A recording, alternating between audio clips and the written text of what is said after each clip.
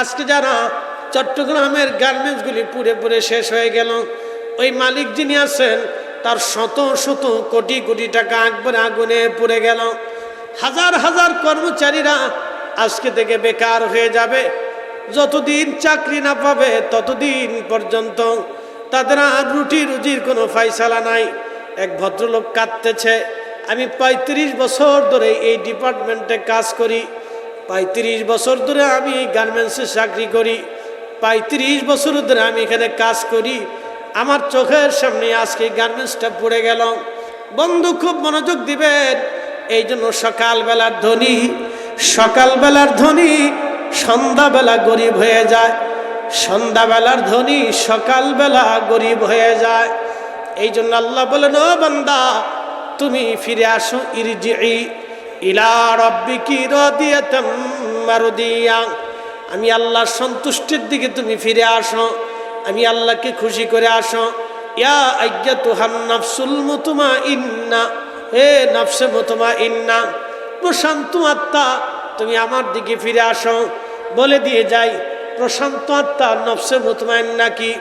যেই নফস গীবত করে না, হিংসা করে না, অহংকার করে না, অহমিকা করে না, তাকাব্বুরি করে না, রিয়া থাকে না, গর্ব করে না, অহংকার করে না, অন্যের ক্ষতি করে না, মানুষের উপকার করে, এই অন্তর হচ্ছে নফসে মুতমাইন্না। যেই নফস আল্লাহর আইন মানে, নবীর তরিকা মানে, এই নফস হলো নফসে মুতমাইন্না। আল্লাহ বলেন, ইরজিই তুমি আমার কাছে ফিরে আসো, ইলা রাব্বিকি রাদিয়াতাম মারদিয়া, আমি আল্লাহর সন্তুষ্টির দিকে ফিরে আসো। এই জন্য আমরা ফিরে যাব আল্লাহর কাছে। অতএব আল্লাহর সন্তুষ্টি নিয়ে যাওয়াটাই আমাদের বুদ্ধিমানের কাজ। রাজা পৃথ্বীরাজকালীন ভারতের বিরাট বড় ভারতের সমস্ত রাজপুত যারা ছিল, রাজা যারা ছিলেন, তারা সবাই পৃথ্বীরাজের অনুগত ছিলেন। পৃথ্বীরাজ সবাইকে একত্রিত করলেন, আমরা একসাথে চলবো, একসাথে শত্রুর বিরোধিতা করব। তারা একটা ন্যাটো জোট করলো, পৃথ্বীরাজ ন্যাটো জোট করলো। বর্তমানে সৌদি আরবে আর পাকিস্তানে একটা জোট করেছে। এই জোট হলো, সৌদি আরব যদি কেউ আক্রমণ করে তাহলে সৌদি একা যুদ্ধ করবে না, পাকিস্তানের সাথে যুদ্ধ করবে। পাকিস্তানে যদি বহির্বিশ্ব থেকে হামলা হয় তাহলে পাকিস্তান একা যুদ্ধ করবে না, পাকিস্তান আর সৌদি আরব দুইজনে মিলে একসাথে যুদ্ধ করবে। এই জোট হওয়ার পরে ভারতের মাথা নষ্ট হয়ে গেল। তারা বলল না, এটা হয় নাই। অন্য অন্য দেশেরও মাথা নষ্ট হয়ে গেল, ইসরায়েলেরও মাথা নষ্ট হয়ে গেল। বলে কারণ কি? পাকিস্তানে পারমাণবিক বোমা আছে। ইসরায়েলের চিন্তা, সৌদি আর পাকিস্তান যদি একসাথে আমার বিরুদ্ধে যুদ্ধ করে তাহলে আমার পাকিস্তান আমাকে পারমাণবিক হামলা করবে, আর একটা পারমাণবিক বোমা যদি ইসরায়েলের উপর ছোড়া হয় তাহলে ওই দেশ আর থাকবে না। এই চিন্তা করে তারা বলল না, এটা আমরা মানি না। তখনকার ন্যাটো জোট ছিল। পৃথ্বীরাজ ভারতের সমস্ত রাজদরবার রাজপুতদেরকে নিয়ে সে একটা জোট করলো।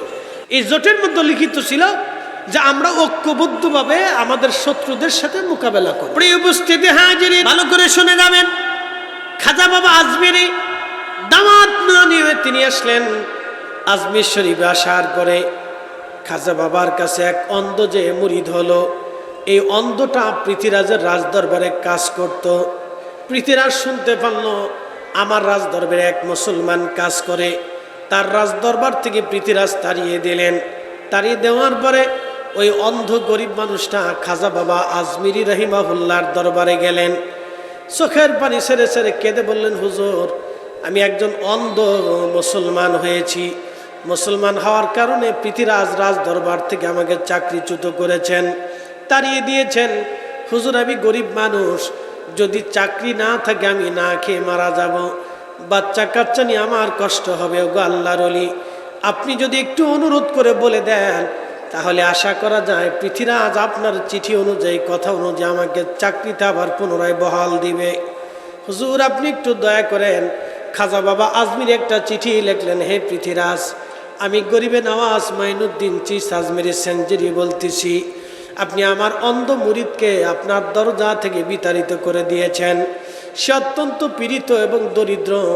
আমি খাজা আজমিরি আপনাকে অনুরোধ করতেছি, আপনি তাকে আপনার রাজ দরবারে পুনরায় চাকরিতে বহাল করে দেন। চিঠিখানা পাওয়ার পরে রাজা পৃথিবীর চিঠিখানা ছিঁড়ে ফেলে দিল, তার জন্য আবার চাকরি ফেরত দিতে হবে। বেটা আমি এত বড় বাচ্চা। কুলিল্লাহুম্মা মালিকাল মুলকি তুতিল মুলকা মান তাশাউ ওয়া তানজিউল মুলকা মিম্মান তাশাউ ওয়া তুইজ্জু মান তাশাউ ওয়া তুযিল্লু মান তাশাউ। কুলিল্লাহুম্মা মালিকাল মুলক, নবী আমার বলে দেন तमाम রাজত্বের মালিক আমি আল্লাহ, तमाम রাজত্বের মালিক আমি আল্লাহ।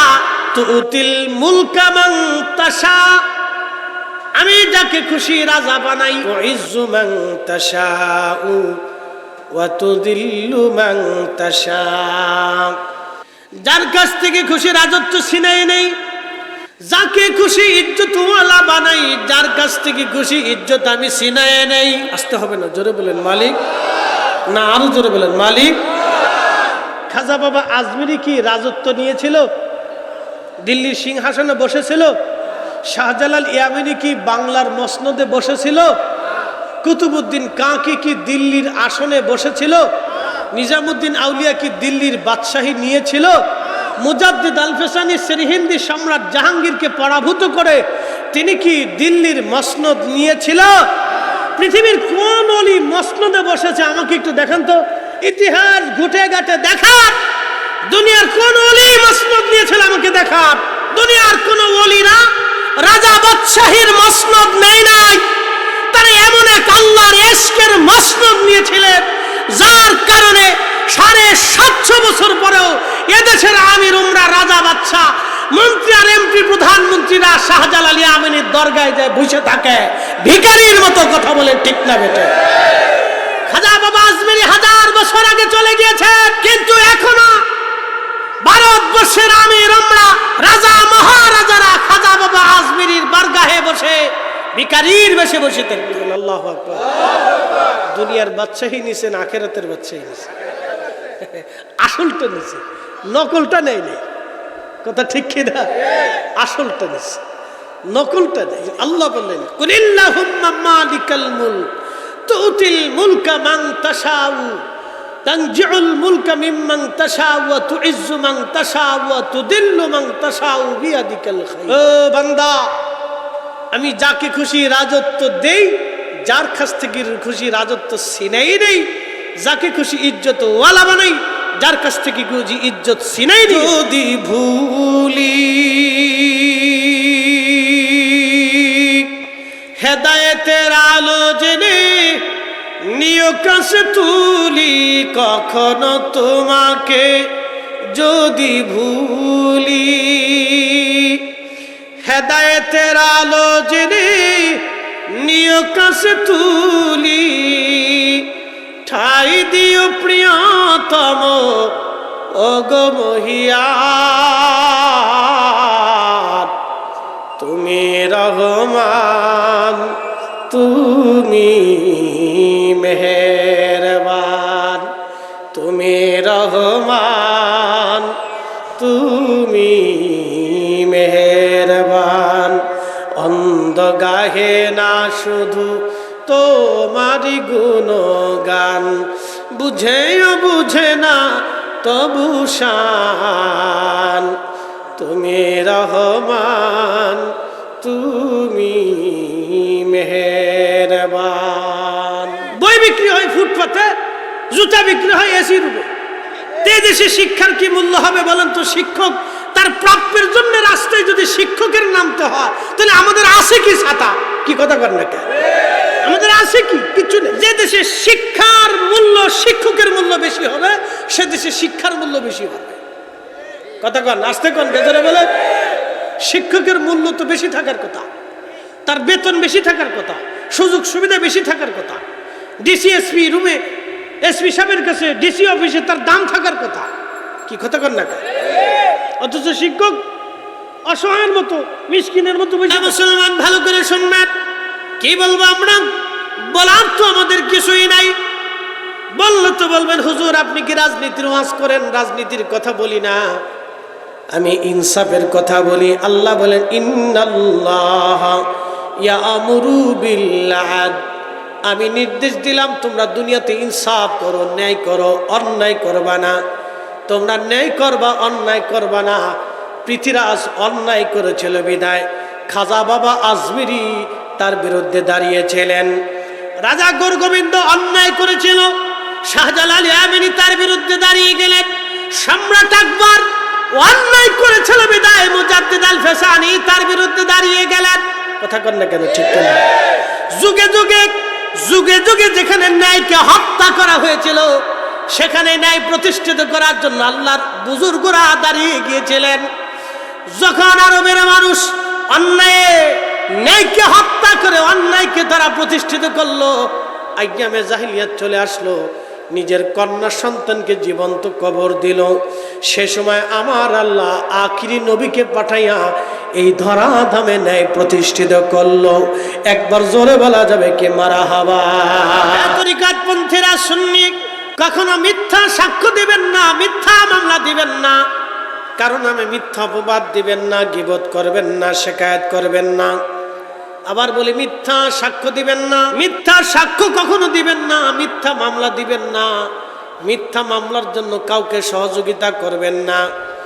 এবং আবার বলে দিয়ে যায় আপনাদেরকে, ভালো করে শুনে যাবেন, মিথ্যা মামলা দিবেন না, মিথ্যা সাক্ষ্য দিবেন না, মিথ্যা মামলা দেওয়ার জন্য কাউকে উদ্বুদ্ধ করবেন না, অন্যায় বিচার করবেন না। অন্যায় বিচার হলে সেখানে মানবেন না, ন্যায় বিচারকে মেনে নিবেন। চেহারা দেখে আর সাম্রাজ্য দেখে, অর্থলিপ্ত দেখে আপনারা বিচার করবেন না, আল্লাহর দিকে তাকায় বিচার ফয়সালা করবেন। আমার রব আমার আল্লাহ হাসরের ময়দানে আরশে মুআল্লার নিচে আমার আল্লাহ জায়গা বরাদ্দ করে দেবে। একবার আওয়াজ তুলে বলা যাবে কি মারহাবা। যে ব্যক্তি আমানতের খেয়ানত করে সে ইমামতির যোগ্য না। কথা কন না, ঠিক কিনা? যে খেয়ানত করে সে ইমামতির, কথা কন না, ইমামতির যোগ্য না। অনেক ইমাম সাহেবরা এই ওয়াজ শোনার পরে আমার উপর বেজার হবে না যে হুজুর আমরারে কষ্ট দিয়ে গেল। কষ্ট না, যে ইমাম মুসল্লিদের জন্য দোয়া করে না, অর্থাৎ যে ইমাম নিজে নিজে দোয়া করে সে শুধু নিজের জন্যই দোয়া করে, আর যখন মুসল্লি নিয়ে সবারই একসাথে নিয়ে দোয়া করে তখন ইমাম সাহেব শরমে পড়ে হলেও কয় আল্লাহ আমার মুসল্লিদের উপর তুমি রহমত। কিয়ামতের ময়দানে ওই ব্যক্তি আল্লাহর আরশে মুআল্লার নিচে জায়গা পেয়ে যাবে। যে ব্যক্তি দুনিয়ার ভিতরে ন্যায় বিচার করে, কিয়ামতের ময়দানে ওই লোকটা আল্লাহর আরশে মুআল্লার নিচে তার জায়গা বরাদ্দ হয়ে যাবে। যে সময় আরশে মুআল্লার ছায়া ছাড়া আর কোনো ছায়া থাকবে না। একসাথে জোরে বলেন মারহাবা। আমাদের বাংলাদেশের 64,000 গ্রাম, 64,000 গ্রামের সালিশ দরবার হয়, কয়টা গ্রামে ন্যায় বিচার হয়? তাহলে আমরা সমাজ কতটা নিকৃষ্ট পর্যায়ে গেছি খালি দেখেন। আমরা কত নিকৃষ্ট পর্যায়ে গেছি তাই শুধু দেখেন। শুধু চেয়ারম্যান মেম্বারের দোষ দিয়ে লাভ নাই। চেয়ারম্যান মেম্বারের উপর থেকে ফোন পাঠায়, চেয়ারম্যান সাহেব উনি কিন্তু আমার ওই জ্যাঠাতো ভাইয়ের শাসতো ভাইয়ের শালার হলো সুমন্দি, বুঝেন নাই মনে হয়? শাস্তো ভাইয়ের জ্যাঠাতো ভাইয়ের শালার হলো সুমন্দি, তার মানে কত বড় আত্মীয় দেখেন, বিরাট বড়। এই জন্য জনগণ যদি আমরা ভালো হই, মিথ্যা সাক্ষ্য যদি আমরা না দেই, তাহলে আমরা আশা করি আমাদের সমাজ পরিবর্তন হবে। কথা বলেন ঠিক না বেঠে? এক্ষেত্রে আমাদের সবার সচেতন হতে হবে। ন্যায় কাজে ন্যায় বিচারে, ন্যায় কাজে ন্যায় বিচারে, ন্যায় সাক্ষ্যে যারা সহযোগিতা করবে আল্লাহ তাদেরকেও আরশে মুআল্লার নিচে জায়গা করে দিবে। একসাথে বলবেন আল্লাহু আকবার। আরো এক বান্দার জায়গা হবে, যে বান্দার ডান হাতে দান করছিল বাম হাতে জানে না, এক হাত দিয়ে দিছে আর এক হাতে, এর অর্থ হলো ফি সাবিলিল্লাহ, শুধু আল্লাহর জন্য দান করছে। আমাদের রমজান আসলে কিছু ধনীরা ঢাকার থেকে আসে গ্রামে, কিছু বিদেশিরা প্রবাসে থাকে, ইউরোপ আমেরিকা থাকে, তারাও আসে। চিন্তা করলো এলাকার মানুষের দান সৎকা করি, তো কদ্দুর জাকাতের লুঙ্গি, জাকাতের পাঞ্জাবি, জাকাতের 3 পিস নিয়ে আসে। জাকাতের মার্কেট কিন্তু ঢাকার গুলিস্তানে আছে, আলাদা মার্কেট। কি আপনারা নরসিংদীর লোক কাপড়ের ব্যবসা করেন, আপনারা কিন্তু ভালোই জানেন। জাকাতের কাপড় আলাদা, জাকাতের 3 পিস আলাদা, এটা সিস্টেম করে আলাদা বানায়। 150 টাকার লুঙ্গি এমনভাবে দিছে, 150 টাকা করে হিসাব করলে 2, 4, 50, 5,000 করে দেওয়া যায়। তো লুঙ্গি দিয়েছে 150 টাকার, বেটা ফইরে টইরা মাঠের ভিতর কাজ করতে গেছে, অথবা বেটা ফইরে মাসখানিক পরার পরে পেশাব করতে বসে নিচতে সেরাত করে ছিঁড়ে ভেরিয়ে চলে গেছে। এলো 150 টাকার লুঙ্গি, এই জাকাত দিয়ে কোনো লাভ নাই। বলে কারণ কি, আমি যেই পাঞ্জাবি গায়ে দিছি আমার এক গরিব ভাইকে ঠিক একই রকম পাঞ্জাবি জাকাত দিতে হবে। কথা কন না কেন? আমি যেই পাগড়ি মাথায় দিয়েছি আমার এক সহপাঠী ভাইকে যদি, গরিব মানুষকে যদি সেই পাগড়িটাই দিতে হয়, তাহলে আমার এইরকম একটা পাগড়ি তাকে দিতে হবে। কথা ঠিক আছে কিনা? এ হলো জাকাত। কিন্তু আমরা যে জাকাত দিই এগুলো হয়, এই জন্য এই লোকের জায়গা হবে না, ওই লোকের জায়গা হবে যে ডান হাতে দান করলো বাম হাতে জানলো না, অর্থাৎ ইখলাসের সাথে দান করে দিল। এই লোকের দান আল্লাহর দরবারে এমনভাবেই কবুল হবে যে আল্লাহ তারা হাসরের ময়দান থেকে বাইসা বাইসা ডাইকে ডাইকা টাইনা টাইনা ফেরেশতাদেরকে ধরে ধরে নিয়ে আল্লাহর আরশে মুআল্লার নিচে জায়গা করে দিয়া বেহেশতের ভুনা খাবার, ভুনা দামি খাবার বসাই বসাইয়া জমজমের পানি, হাউজে কাউসারের পানি তারে খাওয়ানো হবে। একসাথে বলবেন আল্লাহু আকবার। আরশে মুআল্লার নিচে আল্লাহ জায়গা বরাদ্দ করে দিবে। তারা কারা? আল্লাহর নবী বললেন কিয়ামতের মাঠে আরশে মুআল্লার নিচে নূরের মিম্বরে নূরের চেহারা নিয়ে তারা বসে থাকবে। মিম্বর হবে নূরের, চেহারা হবে নূরের, নূরের টুপি মাথায় থাকবে, নূরের পোশাক তার শরীরে থাকবে, নূরের চেহারা, নূরের টুপি মাথায়, নূরের আসন, নূরের পোশাক পরে এসে বসে আছে। ফেরেশতারা ঈর্ষা করবে, শহীদরা ঈর্ষা করবে, নবীরা পর্যন্ত ঈর্ষা করে বলবে আল্লাহ এরা আবার কারা? নূরের টুপি পইরা নূরের মিম্বরে নূরের চেহারায় তোমার আরশে মুআল্লার নিচে যারা বসে আছে এরা কারা? আল্লাহ ডাক দেবে, এ নবী এবং শহীদরা, এরা হলো ওই ব্যক্তি যারা দুনিয়াতে একজন আর একজনকে আমি আল্লাহর জন্যে ভালোবেসেছিল। এজন্য আমরা তরিকতপন্থী যারা আছি, আমরা সুন্নি সুফিপন্থী যারা আছি, আমরা আল্লাহর জন্যে তার অলিদেরকে ভালোবাসি। কথা বলেন ঠিক কিনা? যে যাহারে ভালোবাসে সে তো কবু ভুলে না, যে যাহারে ভালোবাসে সে তো কবু ভুলে।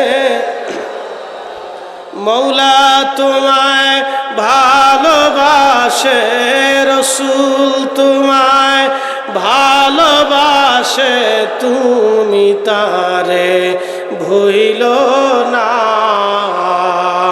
যে যাহারে ভালোবাসে সে তো কভু ভুলে না।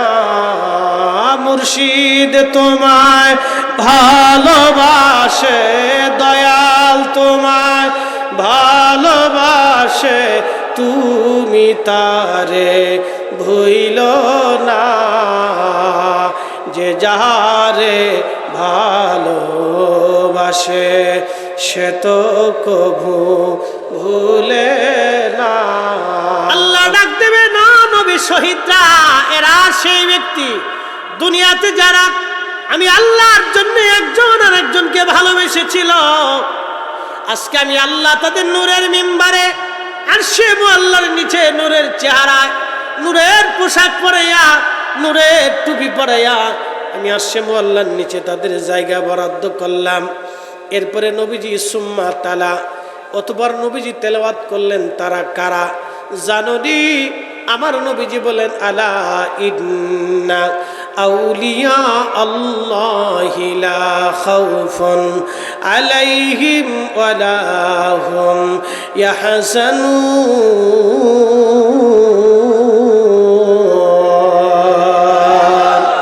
ইউলি আল্লাহর বাংলাদেশ, শহীদ গাজীর বাংলাদেশ, রহম করো আল্লাহ, রহম করো আল্লাহ। ইউলি আল্লাহর বাংলাদেশ, শাহপরানের বাংলাদেশ, রহম করো আল্লাহ, রহম করো আল্লাহ। শুধু বাংলাদেশ ওলিদের না, তাম দুনিয়া ওলিদের, তাম দুনিয়া ওলিদের। কয়দিন আগে আমি মালদ্বীপে মাহফিল করে আসলাম। মালের ভিলা কলেজে ভাইজান আমার মাহফিল করার আগে আমি চিন্তা করলাম এই মালদ্বীপে যারা ইসলাম নিয়ে এসেছে আমি তাদের কাছে তাদের জিয়ারতে যাব। আমাদের ইসলাম বাংলাদেশে আসছে 1300 বছর আগে। আমাদের বাংলাদেশে ইসলাম আনলো 1300 বছর আগে। যদি চট্টগ্রামে যান, একটা থানা আছে বাইজিদ থানা। এই বাইজিদ থানার ভিতরে একটা দরগা আছে, দরগার নাম বাইজিদ বোস্তামি রহমাতুল্লাহ আলাইহির দরগা। এটা ওনার মাজার শরীফ না, এটা হলো দরগা, খানকা শরীফ। এইখানে বসে 1300 বছর আগে এইখানে বসে তিনি কালেমার দাওয়াত দিয়েছিলেন। বাইজিদ বোস্তামি আমাদের সিলসিলার একজন ঊর্ধ্বতন একজন ইমাম বুজুর্গ। বাইজিদ বোস্তামির মুরিদের নাম আবুল হাসান খেরকানি। আবুল হাসান খেরকানির পীরের নাম বাইজিদ বোস্তামি রহমাতুল্লাহ আলাইহি। বাইজিদ বোস্তামির পীর মুর্শিদের নাম ইমাম জাফর সাদেক রাদিয়াল্লাহু আনহু। ইমাম জাফর সাদেক রাদিয়াল্লাহু আনহুর বাবার নাম ইমাম মুহাম্মদ বাকের রাদিয়াল্লাহু আনহু। ইমাম মুহাম্মদ বাকের রাদিয়াল্লাহু আনহুর বাবার নাম ইমাম জয়নুল আবিদিন রাদিয়াল্লাহু আনহু। ইমাম জয়নুল আবিদিন রাদিয়াল্লাহু আনহুর বাবার নাম সুলতানে কারবালা ইমাম হুসাইন রাদিয়াল্লাহু আনহু। ইমাম হুসাইন রাদিয়াল্লাহু আনহুর মায়ের নাম হযরতে খাতুনে জান্নাত ফাতিমাতুজ জাহরা রাদিয়াল্লাহু আনহা। তিনার বাবার নাম রাহমাতুল লিল আলামিন। একবার জোরে বলা যাবে কি মারহাবা। আমাদের সিলসিলার ইমামরা আজকে থেকে কিন্তু তরিকতের খেদমত করে না। আমাদের এই সিলসিলার ঊর্ধ্বতন বুজুর্গরা 1400 বছর ধরে এই জমিনে, পৃথিবীর জমিনে, আল্লাহর আসমানের নিচে জমিনের উপরে তারা কালেমার খেদমত করতেছে। আজকে থেকে না, আজকে থেকে না।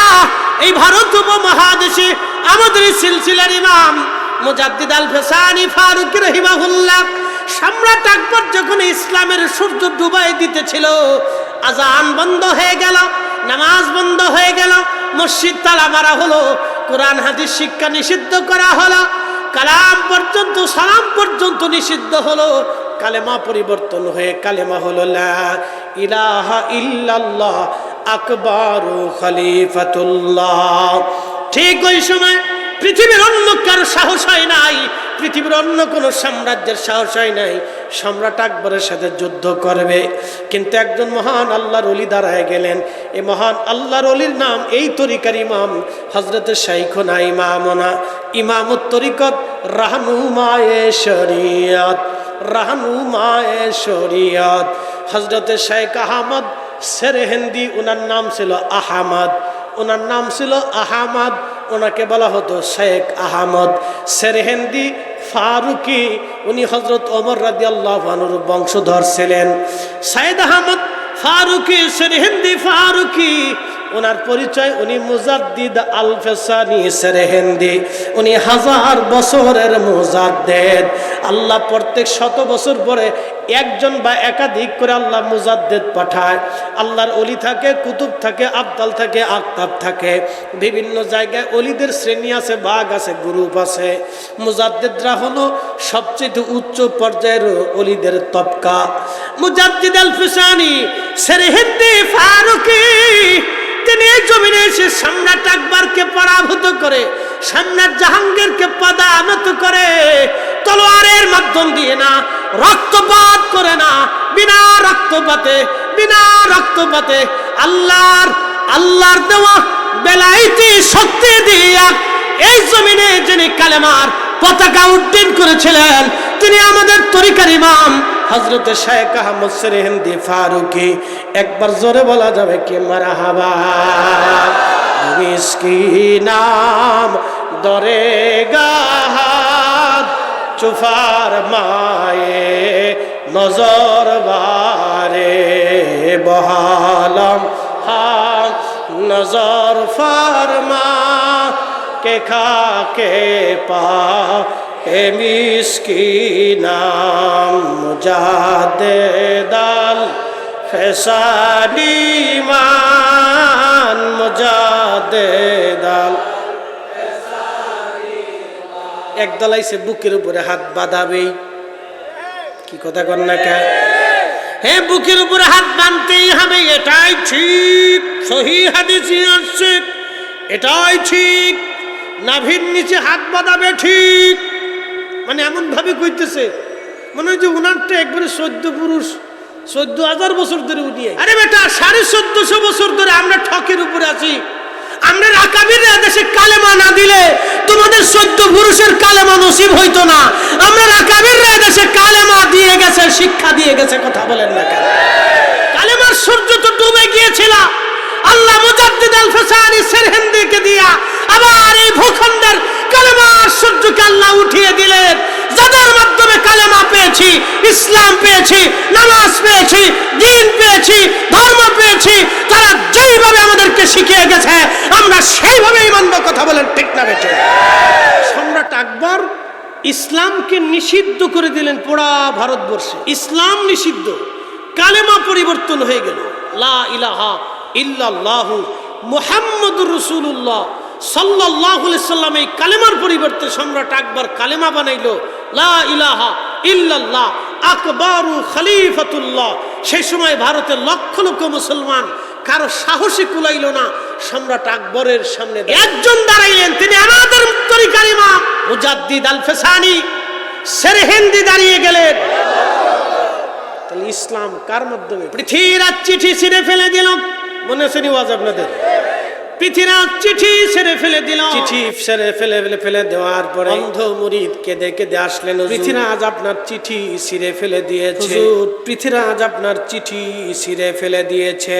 খাজা বাবা আজমিরি রহিমাহুল্লাহ বেজার হলেন, আর একখানা চিঠি লিখলেন। চিঠির মধ্যে লেখা, পৃথিবীরাজ তোমাকে আমি এক মুসলিম সেনাপতির হাতে তুলে দিলাম। বন্ধু খুব মনোযোগ দিবে, ওই সময় মোহাম্মদ ঘুরি সিন্ধের সীমান্ত এলাকা মাত্র 1,20,000 সৈন্য নিয়ে তিনি অপেক্ষায় করতেছিলেন। ভারত আক্রমণ করবে কি করবে না চিন্তায় বসেছিলেন, কিন্তু সাহস পাইতেছিলেন না, কারণ একবার দুইবার যুদ্ধ করে তিনি হেরে গেছেন। খুব চিন্তায় সৈন্যবাহিনী নিয়ে তিনি ভারত আক্রমণ করবে কিনা। তখন বিশাল ন্যাটো বাহিনী জোট করেছে, ভারত বড় বড় রাজা বাদশা দিয়ে সে ন্যাটো বাহিনী জোট করেছে। ঠিক মোহাম্মদ ঘুরি রাত্রিবেলা ঘুম, খাজা বাবা আজমিরি রহিমাহুল্লাহ মোহাম্মদ ঘুরি স্বপ্নের মাধ্যমে ডাক দিলেন, হে মোহাম্মদ ঘুরি, আমি খাজা বাবা আজমিরি তোমাকে দাওয়াত দিচ্ছি, তুমি ভারতবর্ষ আক্রমণ করো, আমার দোয়া থাকবে তোমার সাথে। একবার জোরে বলা যাবে কি মারহাবা? মোহাম্মদ ঘুরি আর দেরি করেন নাই, তিনি চিন্তা করলেন সামান্য সুযোগ আমার। 1,00,000 সৈন্য নিয়ে তিনি রওনা করলেন পানিপথ। ভারতের একটা প্রদেশের এলাকার নাম পানিপথ। পানিপথ প্রান্তরে পৃথিবীরাজ বিরাট বড় সৈন্য জোগাড় করলেন। সারা ভারত রাজা বাদশাদের রাজ দরবার থেকে তারা সৈন্য পাঠাইলো। মোট সৈন্য দিয়ে 3 লক্ষ সৈন্যের বিরাট শক্তিশালী সৈন্য ফৌজ নিয়ে পৃথিবীরাজ পানিপথের প্রান্তরে 1,20,000 সৈন্যের সামনে বিরাট বাহিনী তার দাঁড়িয়ে গেল। বিরাট সৈন্য বাহিনী দেখে মোহাম্মদ ঘুরি প্রথম দিকে চিন্তায় পড়ে গেলেন, এত বিরাট বড় সৈন্য বাহিনী নিয়ে পৃথিবীরাজ এবার আসছে, একবার আমি যুদ্ধে হেরে গেলাম, আবার যদি হেরে যাই মুসলমানের ইজ্জত আর শরম ইজ্জত থাকবে। মোহাম্মদ ঘুরি চিন্তা করলেন, না, আমাকে একজন মহান আল্লাহর ওলি দাওয়াত করেছেন, এই জমিন আক্রমণ করার জন্যে বিজয় আল্লাহ আমাকেই দিবে, কারণ ওলিদের দোয়া আসমান থেকে ফিরে আসে না। আমার নামাজে ভুল ধরতেছে, ইস বিরাট বড় নামাজি, দেশের নামাজ যারা কায়েম করছে তারা আমার নামাজ শিখিয়ে দিয়ে গেছে, কথা কন না কায়, আমরা কিভাবে নামাজ পড়বো শিখিয়ে দিয়ে গেছে, একবারে রসুলের তরিকে শিখিয়েছে, বানান্য তরিকা। সৈন্য বাহিনী বিরাট বাহিনী, 2 বাহিনীর সামনাসামনি পানিপথের বিরাট প্রান্তরে যুদ্ধ হবে। যুদ্ধের জন্য সবাই প্রস্তুতি হয়ে গেলেন। বুঝতেই পারতেছেন যুদ্ধটা কিন্তু কোনো ছেলে খেলা, ফুটবল খেলা, ক্রিকেট খেলা আর হাডুডু খেলা না। যুদ্ধ হলো মারতে হবে, মরতে হবে, মারতে হবে, মরতে হবে, রক্তের খেলা এটা, মারতে হবে, মরতে হবে। তা বিরাট বড় সৈন্য ফৌজের সামনে মোহাম্মদ ঘুরি দাঁড়িয়ে গেলেন। যুদ্ধ চলতেছিল, দীর্ঘদিন যুদ্ধ চলল, যুদ্ধ দীর্ঘদিন গড়াইতে লাগলো, যুদ্ধ প্রচণ্ড আকার ধারণ করলো, বহু মুসলমান সৈন্য হতাহত হলো, মুসলমানরা ময়দানে দাঁড়াইতে পারে না, মোহাম্মদ ঘুরি একটা দূত মারফত খাজা বাবা আজমিরির কাছে লোক পাঠাইলেন, তাড়াতাড়ি যাও খাজা বাবা আজমিরিকে যায় বলো মোহাম্মদ ঘুরি যুদ্ধের ময়দানে বিপদগ্রস্ত হয়ে গেছে। আজকে খাজা বাবার দোয়া ছাড়া মোহাম্মদ ঘুরির আর কোনো সম্বল নাই। একবার জোরে বলা যাবে কে মারহাবা। কয়দিন আগে ভারতের উগ্রপন্থী হিন্দুরা, বিজেপির উগ্রপন্থী হিন্দুরা বলল আমরা খাজা বাবা আজমিরির মাজার ভেঙে দেব। এখানে মন্দির ভেঙে সে মাজার করা হয়েছে। ওরা সিদ্ধান্ত নিল মাজার ভাঙবো। আরে বেটা, ওরা জানে না এই খাজা বাবার সাথে ওদের 14 পুরুষও যুদ্ধ করে পারে নাই। কথা কন না কেন? সারা ভারত ওনার বিরুদ্ধে যুদ্ধ করেছিল, সারা ভারত ওদের 14 পুরুষ যুদ্ধ। যুবক, ইতিহাস তো ভুলে গেছ। খাজা বাবা আজমিরের ইসলামের খেদমত চলে যাওয়া। মোহাম্মদ ঘুরি চিঠি পাঠাইলো, যাও খাজা বাবাকে যায় বলো আজকে ওনার দোয়া ছাড়া আমার আর কোনো সম্বল নাই। নতুবা লজ্জা নিয়ে, রক্ত নিয়ে, লাশ নিয়ে, পরাজয় নিয়ে জমিন থেকে আমাদেরকে চিরদিনের জন্য বিদায় নিতে হবে। আমি মোহাম্মদ ঘুরি যেখানে পারি নাই আর কারো দ্বারা সম্ভব। চিঠি এসে গেল আজমির শরীফে। খাজা বাবা আজমির রহিমাহুল্লাহর হাত কাছে চিঠি এসে গেল। চিঠিখানা পড়িয়া খাজা বাবা জালালি হয়ে গেলেন। একসাথে বলবেন আল্লাহু আকবার। দাওয়াত তো খাজা বাবা নিজে করেছেন, জালালি হয়ে গেলেন। জালালি হয়ে খাজা বাবা আজমিরি বিসমিল্লাহি আল্লাহু আকবার বলে খানকা শরীফ থেকে বের হয়ে আজমির শরীফের মাটি হাতে নিলেন। মাটি হাতে নিয়ে পানিপথ প্রান্তরের দিকে, কোথায় আজমির আর কোথায় পানিপথ, এক প্রদেশ থেকে আর এক প্রদেশ, শত শত মাইলের রাস্তা। খাজা বাবা আজমিরি রহিমাহুল্লাহ মাটিখানা নিয়ে বিসমিল্লাহি আল্লাহু আকবার বলে পানিপথের দিকে নিক্ষেপ করে দিলেন। মাটি শুধু আজমিরেই রইল না, ওই মাটি আল্লাহর রহমতের ফেরেশতারা আজমির থেকে পানিপথ প্রান্তরে পৃথিবীরাজের প্রত্যেকটা সৈন্যবাহিনীর মধ্যে এই মাটিগুলি ধুলিগুলি সরাইয়া দিলেন। একবার জোরে জোরে আওয়াজ তুলে বলা যাবে কি আল্লাহু আকবার। এই যে আল্লাহু আকবার বলবেন না সে বেঈমান। একসাথে বলেন আল্লাহু আকবার। হাত উঁচা করে বলেন আল্লাহু আকবার। এই মুসলমানের পাওয়ার আছে না নাই? আউলিয়া কিরামের পাওয়ার আছে না নাই? আমরা তাদের রূহানি সন্তান। কথা বলেন ঠিক না বেঠে? পানিপথ প্রান্তরে সমস্ত ধুলাগুলি চলে গেল। যাওয়াটাই শেষ হলো না সেই দিন। প্রত্যেকটা ধুলার কণা পৃথিবীরাজের সৈন্যদের চোখে মুখে লাগলো। ধুলার কণা লাগলো যায় চোখে মুখে, কিন্তু এর প্রতিক্রিয়া হলো অন্তরে। সুবহানাল্লাহ, কি আসতে না জোরে। সহিহ বুখারীর কিতাবুর রাকাকে নবীজি বলেছেন আল্লাহ ফরজ ইবাদতকে আল্লাহর কাছে বেশি পছন্দ করে।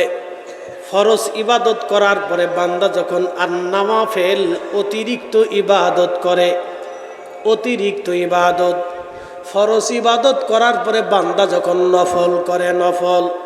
আজকে যে মাহফিলে বইছেন, মাহফিলে আসা ফরজ না নফল? মাহফিলে আসা কি নফল না ফরজ? নফল। আপনাকে এখানে জোর করে আনা হয় নাই, কি কথা ঠিক আছে না? কিন্তু ফজরের নামাজ পড়াটা ফরজ, ঈদের নামাজ পড়া ফরজ। আমি যে এখানে ওয়াজ করতে আসছি আমার জন্য ফরজ না, না আইসা অন্য কাউরে পাঠাইলেও চলতো, যদিও চেয়ারম্যান সাহেব একটু বেজার হইতো, ঠিক আছে না? চেয়ারম্যান সাহেব একটু বেজার হইতো, কিন্তু না আসাটা ফরজ না। আমার আশাটা নফল, আপনাদের আশাটা নফল। এই মাহফিল যারা দিছে তাদের জন্য মাহফিল দেওয়া কিন্তু ফরজ না, এই মাহফিল দেওয়াটাও নফল। ইচ্ছা হলে দিলেন, না ইচ্ছা হলে দিলেন না। আর বাড়লো মহব্বতের সম্পর্ক বাড়লো। মেয়ে বিয়ে দিছেন, জামাইরে মাঝে মধ্যে দাওয়াত করলেন, বাবা আসেন। আসার পরে গোপনে জামাইয়ের পকেটে কিছু ভালো বান্ডিল ধরাই দিয়ে বলেন, বাবা এই তোমারে গোপনে দিলাম, তুমি কিন্তু ভালো একটা কাজ করো, তোমারে দিয়ে দিলাম। জামাই মনে মনে খুশি, আমার শ্বশুরের চাইতে ভালো শ্বশুর আর কেউ নাই। মেয়ে বাড়ি মাঝে মধ্যে যান, খামার দাবার এটা সেটা নাতি নাত করে দেখতে যান, নাতির জন্য এটা দেন সেটা দেন, এই দেন সেই দেন, এই কিনে দেন সেই কিনে দেন। নাতিরা খুশি, আমার নানার চাইতে ভালো নানা আর দুনিয়াতে নাই। কারণ নাতিরা ভালো ভালো চকলেট পায়, কাপড় পায়, খেলনা পায়, গাড়ি পায়, নাতিরা বিরাট খুশি। আমার নানার চাইতে ভালো নানা আর নাই, আমার দাদার চাইতে ভালো দাদা আর দুনিয়াতে নাই। এটার নাম হচ্ছে নফল, অতিরিক্ত। তো অতিরিক্ত গিফটের কারণে আপনার বিবি খুশি, বন্ধু খুশি, নাতি খুশি, বিয়াই খুশি, জামাই খুশি, মাইয়া খুশি, পুতিরা খুশি, আপনার বিবি সাহেবা খুশি। চিন্তা করছেন বিবি বুড়ো হয়ে গেছে, আমনও বুড়ো হয়ে গেছেন, তাতে কি হয়েছে? পারলে কিছু সোনা টানা দিয়ে একটা গহনা বানায় লই আসো না। আরে মর্জিনার দাদি তোমার লেগে লইছি, রাখকে দাও, দেখবেন বেটি বিরাট খুশি। এই খুশির নাম হচ্ছে মাহাব্বত আর নওয়াফিল। আল্লাহ নবী বললেন, বান্দা যখন নফল ইবাদত করে আল্লাহ খুশি হয়। খুশি হতে হতে হতে হতে এত খুশি হয়, এই জন্য নফল ইবাদত করবেন। নফল ইবাদত যারা বেদাতে ফতোয়া দিয়ে বন্ধ করতে চায়, ওই ফতোয়া আমরা মানব না। এরা নফল ইবাদত বেদাতের ফতোয়া দিয়ে বন্ধ করতে চায়, আমরা মানব না, মানব না, মানব না। কথা বলেন ঠিক কিনা? দোয়া করা নফল, যেই সময় মন চায় সেই সময় দোয়া করবেন। মাহফিলের পরে মন চায় করবেন, মাহফিলের আগে পরে মন চায় করবেন, ভিতরে করবেন, নামাজের পরে করবেন, অসুবিধা নাই। জানাজার পরে করবেন, তাও অসুবিধা নাই। আমি নিজে দেখলাম এই বছর মিশর আল আজহার বিশ্ববিদ্যালয়ের শ্রেষ্ঠ মুহাদ্দিসুদ দুনিয়া, এই দুনিয়ার বর্তমান সময়ের সবচেয়ে বড় মুহাদ্দিস যিনি ছিলেন, আজহার বিশ্ববিদ্যালয়ের হাদিস ডিপার্টমেন্টের প্রধান ছিলেন। 1 লক্ষ হাদিস নিয়ে ওনার গবেষণা ছিল। এত বড় মুহাদ্দিস দুনিয়ার জমিনে এই মুহূর্তে আর না। কয়েকদিন আগে তিনি ইন্তেকাল করলেন। 1 লক্ষ হাদিস বুখারী শরীফ থেকে সহিহ মুসলিম ওনার মুখস্থ ছিল। এত বড় আলেম, একবার জোরে বলবেন না মারহাবা। বুখারী মুখস্থ, সহিহ মুসলিম মুখস্থ। ভাইজান এত বড় আলেম ছিলেন, তিনি এত বড় মুহাদ্দিস। ওনার বর্তমানে হাদিস ডিপার্টমেন্টে জামিয়া আল আজহার বিশ্ববিদ্যালয়ে ওনার হাজার হাজার হাজার হাজার লক্ষ লক্ষ ছাত্র আছে। এমনকি পৃথিবীর বড় বড় ডক্টররা ওনার ছাত্র আছে। ওনার ইন্তেকালের পরে আজহার বিশ্ববিদ্যালয়ের বড় বড় ডক্টর, বড় বড় আলেম, যারা হাদিস ডিপার্টমেন্টের আলেম, তফসির ডিপার্টমেন্টের বড় বড় ডক্টর, এবং ফিকহ ডিপার্টমেন্টের বড় বড় ডক্টররা, এবং আরবি ডিপার্টমেন্টের বড় বড় ডক্টররা, এবং বালাগাত মান্তিক বিভাগের বড় বড় ডক্টররা, ওনার জানাজার নামাজে দাঁড়ায় গেলেন। আমি দেখলাম ভিডিওতে, আহা, জামিয়া আল আজহার বিশ্ববিদ্যালয়ের ওই পেজের ভিতরে আমি দেখলাম ডক্টররা জানাজার নামাজের পরে সবাই মিলে দোয়া শুরু করলো, জানাজার নামাজ পড়ে দোয়া চালু করলো। একসাথে জোরে বলবেন না মারহাবা। শুধু বেদাতের ফতোয়া বাংলাদেশে ভাই ভালো করে শুনে নেন। আমি মালয়েশিয়া হুজুর গাউসে পাকের মাজার শরীফ জিয়ারত করতে গেলাম, গাউসে পাকের আওলাদের। ওনার মসজিদে যায় দেখলাম আজানের আগে কোরআন শরীফ তেলাওয়াত করতেছে, দুরূদ সালাম পড়তেছে। আমি মালয়েশিয়ার পুত্র যাইয়া সেন্ট্রাল মসজিদে নামাজ পড়তে গেলাম, ওদের পার্লামেন্টের সামনে যে মসজিদ, অনেক চমৎকার মসজিদ, সুন্দর একটা এরিয়া, মনোরম, খুবই সুন্দর। না গেলে বুঝবেন না। এই মসজিদে মাগরিব পর্ব, মাগরিবের আগে দেখলাম ওরা কোরআন তেলাওয়াত করতেছে, দুরূদ পড়তেছে। ইমাম সাহেব একজন বিজ্ঞ আলেম মনে হলো, কোরআন তেলাওয়াত অত্যন্ত সুন্দর। নামাজ শেষ করার পরে উনি দেখলাম দোয়া করলেন, নামাজের পরে দোয়া করলেন। হুজুর গাউসে পাকের আওলাদের মাজার জিয়ারত করতে গেলাম, সেইখানে যাওয়ার পরে দেখি আজানের আগে দুরূদ সালাম পড়া হলো, এরপরে আজান হলো, নামাজের পরে দোয়া হলো, এরপরে নামাজ শেষ করার পরে মিলাদ শরীফ পড়া হলো। একবার জোরে বলা যাবে কে মারহাবা? খালি বাংলাদেশি বেদাত। শুনে যাবেন ভালো করিয়া হাজিরিন, ভালো করে শুনে যাবেন। দোয়া চলবে, কোরআন খতম চলবে, চলবে না? আস্তে কোনকে ডরে ডরে করনি, জোরে বলেন চলবে। মুসলমানের ঘরে ঘরে কোরআন খতম হবে, কথা কোন ঠিক কিনা? মুসলমানের ঘরে ঘরে ঘরে ঘরে কোরআন খতম হবে। আমি মালদ্বীপে গেলাম, সেই যারা ইসলাম এনেছিলেন 400 বছর আগে, আমি ইব্রাহিম ইস্কান্দারি রাহিমাহুল্লাহর মাজার জিয়ারত করলাম। আল্লাহু আকবার, ওনার মাজারের পাশে দাঁড়ায় দোয়া করলাম। আল্লাহ, 400 বছর আগে ওনারা কালেমা নিয়ে এসেছিলেন। 400 বছর আগের করা সেই মসজিদে নামাজ পড়লাম, এখনো সেই মসজিদের মিনারা আছে। বন্ধু খুব মনোযোগ দিবেন, 400 বছর আগে ওনারা কালেমা নিয়ে এসেছিলেন। ওনার কোরআন তেলাওয়াতের কারণে মালদ্বীপে একদিনে একসাথে মালদ্বীপের সমস্ত মানুষ কালেমা পড়ে মুসলমান হয়েছিল। কোরআনের মুজিজায়, কোরআনের তাসিরে একটা দৈত্য জিন মালদ্বীপ থেকে পালিয়ে চলে গিয়েছিল। প্রত্যেক বছর ওই দৈত্য জিনটা সে মানুষ হত্যা করত। ইব্রাহিম ইস্কান্দারি ওই সাগরের পরে দাঁড়ায় দাঁড়ায় কোরআন পড়েছিলেন রাত্রিবেলা। ওই কোরআনের আওয়াজ শুনিয়া দৈত্য জিন সাগরের গভীরে চলে গেল, ভারত মহাসাগরের গভীরে। এটা একটা মহাসাগর যার কোনো কুল কিনারা দুনিয়ার মানুষ খুঁজে পাবে না। এই মহাসাগরের ভিতরে একটা ছোট্ট দ্বীপ, দেশের নাম মালদ্বীপ। এই দেশের ভিতরে কোরআনের আওয়াজ এখনো চলে। একদিনে একসাথে হাজার হাজার মালদ্বীপবাসী কালেমা পড়ল। ভাইজান, কোরআন তেলাওয়াত একটা দামি জিনিস, এই জন্য মুসলমানের ঘরে ঘরে কোরআন খতম হবে। আমরা আগে দেখতাম তলবে এলেমদেরকে ডেকে এনে বাড়িতে কোরআন খতম দেওয়া হইতো, এরপরে মুরব্বীদের জন্য দোয়া করা হইতো। বেদাতের ফতোয়া শুই না আমরা দেশের মুসলমানরা সেটাও বাদ দিয়ে দিছে। লাভ কিন্তু আমাদের হয় নাই, লাভ কিন্তু শয়তানের বেশি হইছে। কথা কন্যা শয়তানের লাভ হলো কোরআন তেলাওয়াত চলবে, চলবে কোরআন তেলাওয়াত, কোরআন তেলাওয়াত চলবে। মুসলমানের ঘরে যদি নবীর দুরূদ সালাম না হয় তো কার ঘরে হবে? মুসলমানের বাড়ি যদি কোরআনের খতম না হয় তো কার ঘরে হবে? মুসলমানের ঘরে যদি কোরআন তেলাওয়াত না হয় তো কার ঘরে হবে? এই জন্য 1450 বছর ধরে দেওয়া ইসলাম আমরা কখনো ছাড়বো না, বলবো না। এই অলিরা এই জমিনে ইসলাম দিয়েছিলেন। খাজা বাবা আজমিরি ধুলি ছাড়লেন পানিপথ প্রান্তরের দিকে। আজমির শরীফ থেকে শত মাইল দূরে ধুলি চলে গেল। রাজা পৃথ্বীরাজের সৈন্যদের চোখে মুখে যায় পড়ল। ধুলি চোখে মুখে পড়ার পরে ধুলি শুধু চোখে মুখেই পড়ে নাই, হৃদয়ের মধ্যে কাজ করলো। প্রত্যেকটা সৈন্যের হৃদয়ের ভিতরে ভয় এসে গেল। ভয় আসার পরে হৃদয় পরিবর্তন হয়ে গেল, ভীতির সঞ্চার হলো, তারা ভয় পাইতে লাগলো। মোহাম্মদ ঘুরি একসাথে একযোগে সৈন্যবাহিনী নিয়ে তিনি আক্রমণ করলেন। আর মুসলমানদের হৃদয়ে জিহাদের জজবা আসলো, শাহাদাতের তামান্না আসলো। সামান্য সৈন্য নিয়ে মোহাম্মদ ঘুরি 3 লক্ষ সৈন্যের উপরে যখন ঝাঁপিয়ে পড়লেন, কাফেরদের অন্তরে মুজিজা, কাফেরদের অন্তরে অলির কারামতের কারণে অন্তরে ভয় এসে গেল।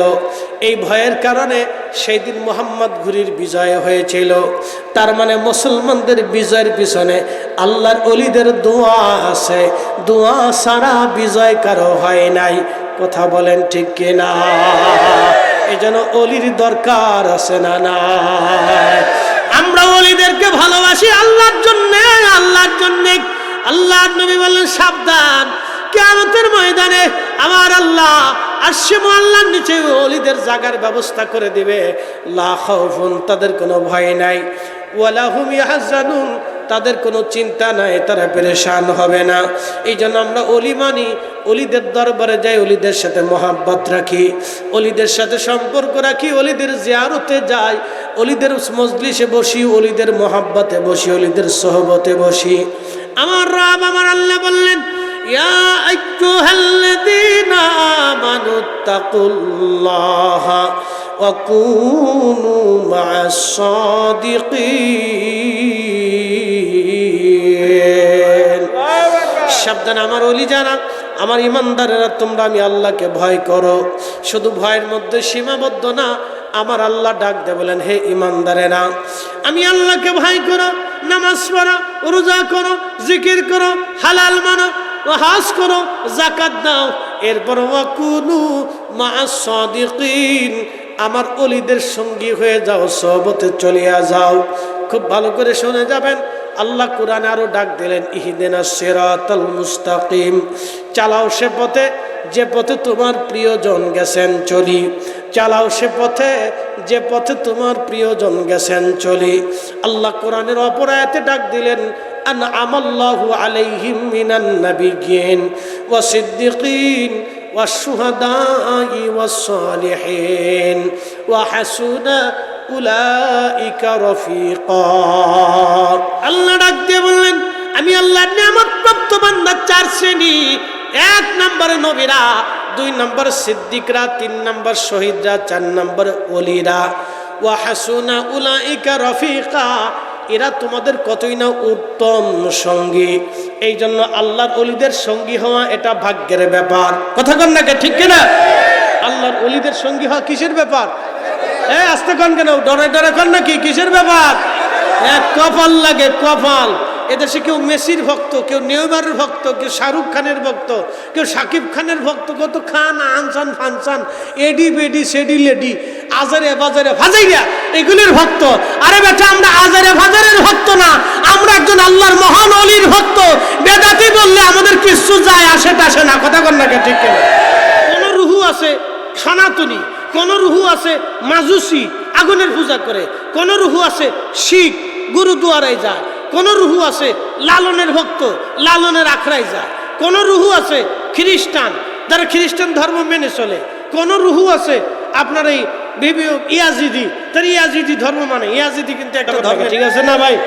কোন রুহু আছে খারিজি, কোন রুহু আছে রাফিজি, কোন রুহু আছে শিয়া, কোন রুহু আছে মুতাজিলা, কোন রুহু আছে জবারিয়া। আবার একদল রুহু আছে তারা আহলে সুন্নাত ওয়াল জামাত। কি আসতে কনকে জোরে বলে? খাজা বাবা আজমিরি কি সবাই হইতে পারছে? মঈনুদ্দিন দেশে বহু আছে, কিন্তু মঈনুদ্দিন চিশতির মতো নাই। হযরত বাহাউদ্দিন কিন্তু দুনিয়াতে বহু আছে, বাহাউদ্দিন নকশবন্দ বুখারীর মতো নাই। আজ ইসমাইল বুখারী দুনিয়াতে বহু আছে, কিন্তু হযরত ইমাম ইসমাইল বুখারী রাহিমাহুল্লাহর মতো কেউ নাই। নুমান বিন নুমান দেশে দুনিয়াতে বহু আছে, কিন্তু ইমামুল আজম নুমান বিন সাবিতের মতো নাই। আবু ইদ্রিস দেশে বহু আছে, কিন্তু ইমাম আবু ইদ্রিস শাফিঈর মতো নাই। হযরত আব্দুল কাদের দেশে বহু আছে, কিন্তু আব্দুল কাদের জিলানির মতো নাই। কথা কন না, ঠিক কিনা? সবাই কিন্তু হুসাইন হয় নাই, সবাই কিন্তু হাসান হয় নাই। আল্লাহ হাসান আর হুসাইনের রুহুকে আলাদা মঞ্জুর করছে। সবাই কিন্তু ফাতেমা হয় নাই, ফাতেমাতুজ জাহরার রুহুকে আল্লাহ আলাদা মঞ্জুর করেছে। সবাই কিন্তু আলী হয় নাই, আলীর রুহুকে আল্লাহ আলাদা মঞ্জুর করেছে। সবাই কিন্তু রাহমাতুল লিল আলামিন হয় নাই, রাহমাতুল লিল আলামিনকে আল্লাহ আলাদা মঞ্জুর করেছে। সবাই নবী হয় নাই, নবীদের রুহুকে আল্লাহ আলাদা মঞ্জুর করেছে। সবাই কিন্তু হযরত সুফি ফতে আলী রসুলের নামা হয় নাই, এর রুহুকে আল্লাহ আলাদা মঞ্জুর করেছে। সবাই কিন্তু সৈয়দ ওয়াজিদ আলী মেহেদি বেগি হয় নাই, এই রুহুকে আল্লাহ আলাদা মঞ্জুর করেছে। সবাই কিন্তু খাজা এনায়েতপুরি হয় নাই, এই রুহুকে আল্লাহ আলাদা মঞ্জুর করেছে।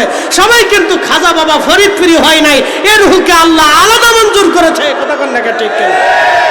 আর আমরা আল্লাহ মঞ্জুর করেছে তাদের মুহিব্বিন মুহিব্বিন মুহিব্বিন ও হাসুনা উলাইকা রাফিকা, উত্তম বন্ধু, উত্তম সঙ্গী। আমরা এক উত্তম বন্ধু নির্বাচন করেছি, এক উত্তম অভিভাবক বানিয়েছি। তিনি কে? খাজা বাবা ফরিদপুরি, আমাদের উত্তম অভিভাবক। এমন এক অভিভাবক জীবনে কোনোদিন আমাদেরকে ভালো পথ ছাড়া খারাপ পথ কোনোদিন দেখাই নাই।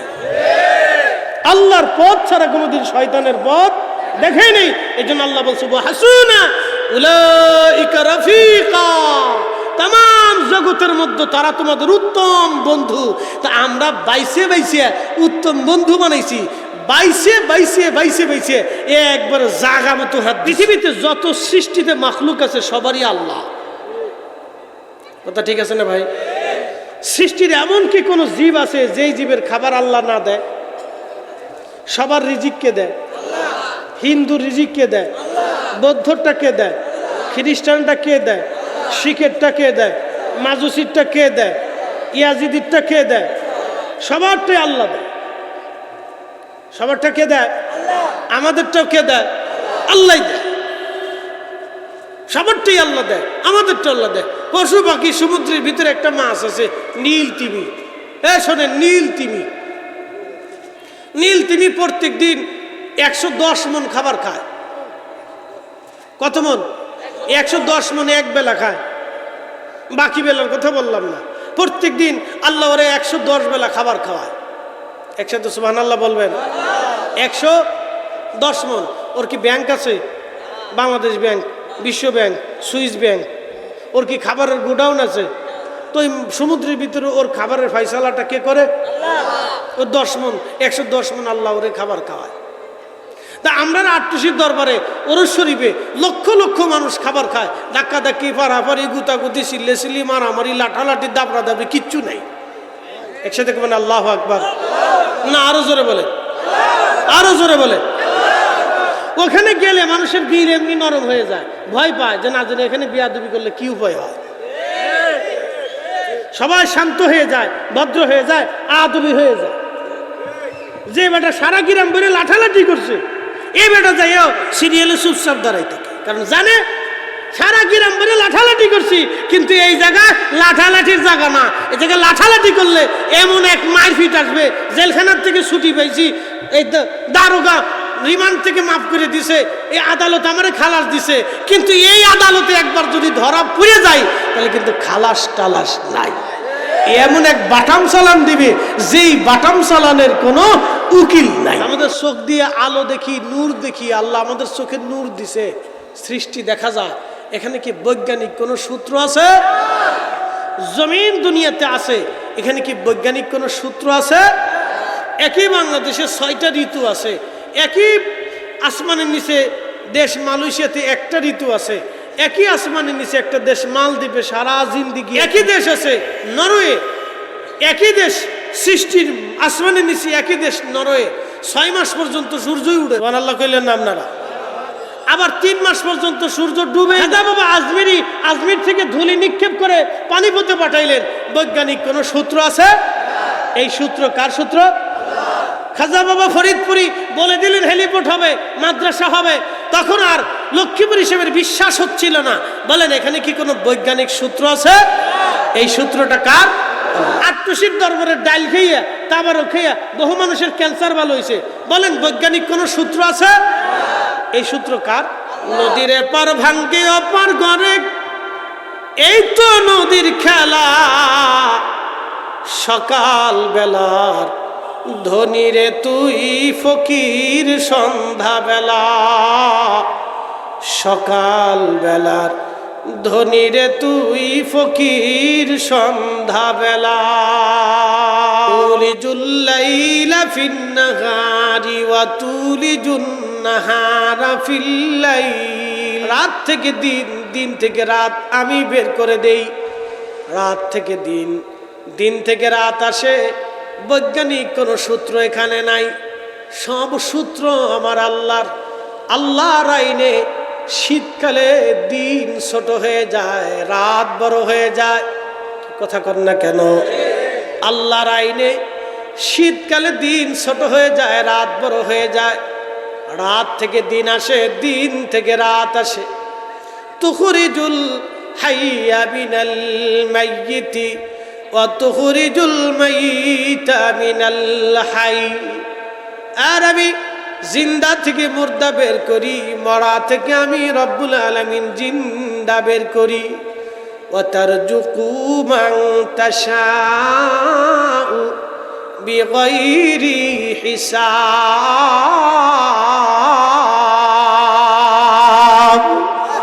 আমি যাকে খুশি তাকে অগণিত রিজিকের মালিক আমি আল্লাহ বানাই দেই। যাকে খুশি তাকে আমি আল্লাহ রিজিক খাওয়াই খাওয়াই খাওয়াই। একসাথে জোরে বলবেন কি মারহাবা। আজকে চেয়ারম্যান সাহেব আপনারে হরিণের গোশত খাওয়াইছে, কন্যা মারহাবা। খুব মনোযোগ দিবেন ভাইজান, এইগুলি সব আল্লাহর দেওয়া জিনিস। আল্লাহু আকবার। যেই সময় যেটা বরাতে আছে ওই সময় নসিব হইবে। মরুভূমিতে গেলে উটের গোশত পাবেন, উটের গোশত পাবেন, ভেড়ার গোশত পাবেন, ছাগলের গোশত পাবেন। বন্ধু আমার খুব মনোযোগ দিবেন। এই উপস্থিতি হাজিরিন খুবই মনোযোগের সাথে কথাগুলি শুনবেন। ভাইজান আমার ভালো করে শুনে যান। মেহমানদারি প্রথা কখনো কোনোদিনও বন্ধ হবে না, এটা নবীর জমানায় চালু হলো। যদিও আপনার কাছে ভেজাল মনে হবে না, যদি কখনো খন্দকের ময়দানে যান, খন্দকের ময়দানে মদিনাতুল মুনওয়ারা যাওয়ার পরে আপনি খন্দকে চলে যাবেন। পরিচয় দিয়ে গেলাম এই খন্দকের মাঠ। এই খন্দকের মাঠে যাওয়ার আগে দেখবেন খন্দকের মাঠের পাশে খন্দকের পাহাড়। এই পাহাড়ের উপরে ছোট্ট একটা মসজিদ করা আছে। এই মসজিদে বসে বসে নবীজি যুদ্ধের দিক নির্দেশনা দিয়েছিলেন। যদি সম্ভব হয় প্রিয় নবীজি যেই মেহরাবে নামাজ পড়েছিলেন ওই মেহরাবে নামাজ পড়ে আসবেন। যদি আর একটু সম্ভব হয় নিচে আর একটা মসজিদ আছে, মসজিদে সালমান ফারিসি। হযরতে সালমান ফারসি রাদিয়াল্লাহু আনহু এই মসজিদে নামাজ পড়েছিলেন এবং এখান থেকে যুদ্ধের নেতৃত্ব দিয়েছিলেন। তিনি আর মসজিদে সম্ভব হলে নামাজ পড়ে আসবেন। তার আর একটু দূরে আর একটা মসজিদ পাবেন, মসজিদের নাম মসজিদ আলী। হযরত আলী এবং ফাতেমা রাদিয়াল্লাহু আনহুমা দুইজনে এইখানে বসে বসে যুদ্ধের নেতৃত্ব দিয়েছিলেন। এইখানে একটা মসজিদ করা হয়েছে, সম্ভব হলে এইখানেও নামাজ পড়ে আসবেন। আর একটু আপনি হেঁটে হেঁটে খন্দকের পিছনে একটা পাহাড় আছে, এই পাহাড়ের নাম হচ্ছে জাবালে আবু সিলা। এই জাবালে আবু সিলার ভিতরে একটা ছোট্ট গুহা আছে। এই গুহার ভিতরে রহমতের নবীজি একাধারে 3 দিন 3 রাত পর্যন্ত সেজদায় পড়ে ইয়া রব হাবলি উম্মতি, ইয়া রব হাবলি উম্মতি উম্মতি বলে কেঁদেছিলেন। একাধারে 3 দিন 3 রাত পর্যন্ত নবীজি জাবাল আবু সিলাতে সেজদায় পড়ে কেঁদেছিলেন। সেই ছোট্ট গুহাটা এখনো আছে। বহু হাজি এই জাবাল আবু সিলাতে হজ করতে যাওয়ার পরে এখানে জিয়ারতে যায়, নামাজ পড়ে, দোয়া করে, যেখানে আল্লাহর নবী 3 দিন 3 রাত এই উম্মতের নাজাতের জন্য সেজদায় কেঁদেছিলেন। জাবাল আবু সিলা, জাবাল আবু সিলার থেকে হযরত জাবের রাদিয়াল্লাহু আনহুর বাড়ি দেখা যায়। হযরত জাবের রাদিয়াল্লাহু তাআলার বাড়ির দিকে নজর করবেন। এইখানে একটা মসজিদ কমপ্লেক্স করে তৈরি করা হয়েছে। এই জাবের রাদিয়াল্লাহু আনহুর বাড়ি থেকে জাবের খন্দকের যুদ্ধের ময়দানের কাছাকাছি গেলেন। নবীজি মাটি কাটতেছিলেন। খন্দকের যুদ্ধের সেই খাল 10 ফিট লম্বা ছিল, 10 ফিট গভীর ছিল, 10 ফিট চওড়া ছিল। বিরাট বড় এই খাল, 10 ফিট দৈর্ঘ্য প্রস্থ দিয়ে 10 ফিট ছিল, 10 ফিট গভীর ছিল। বিরাট বড় এই খাল 3 মাইল পর্যন্ত বিরাট বড় খাল খনন হবে। 3000 সাহাবী খাল খনন করতেছিলেন, কাজ করতেছিলেন। প্রিয় নবীজি নিজেও মাটি কাটতেছিলেন, ঝাঁকা ভরে ভরে মাটি আনতেছিলেন। এই খাল খনন করার সময় রাহমাতুল লিল আলামিন নবীজির কাছে সাহাবীরা আসলো, ইয়া রাসূলুল্লাহ, ইয়া হাবিবাল্লাহ, আমরা খাল খনন করতেছি, কিন্তু খালের মাঝখানে বিরাট বড় একটা পাথর পড়েছে। পাথরটা লম্বা 10 ফিট চওড়া, 10 ফিট গভীরতা, 10 ফিট প্রস্থ, বিরাট বড় এই খাল। এই পাথর যদি আমরা সরাইতে না পারি তাহলে কাফেররা, আমাদের শত্রুরা এই পাথরের উপর দিয়ে তারা আমাদেরকে আক্রমণ করবে। হুজুর, যে কোনো মূল্যে পাথর সরাইতে হবে। প্রিয় নবী বললেন, সাহাবীরা রে, আমার উম্মতেরা, তোমরা কি পাথর সরাইতে পারো নাই? বলি, ইয়া রাসূলুল্লাহি, এমন কোনো ব্যবস্থা নাই যেই ব্যবস্থা দিয়ে পাথর সরানো যায়। রহমতের নবী বললেন, সাহাবীরা রে, তাহলে একটা হাতুড়ি দাও। একটা ছোট্ট হাতুড়ি নিয়ে নবীজি পাথরের কাছে গেলেন। পাথরের মধ্যে আল্লাহর নবী একটা আঘাত করলেন। এটা নবুয়তি আঘাত ছিল, নবুয়তি আঘাত। পাথরের উপরে নবীজি হাতুড়ি দিয়ে নবুয়তি আঘাত করলেন। আঘাত করার সঙ্গে সঙ্গে আগুনের স্ফুলিঙ্গ বের হয়ে আসলো। প্রিয় নবী মুস্কি হাসি দিয়া বলেন, সাহাবীরা রে, তোমরা শুনে রাখো, পার্সিয়ান সাম্রাজ্য মুসলমানদের দখলে আসবে। একবার জোরে বলা যাবে কি মারহাবা।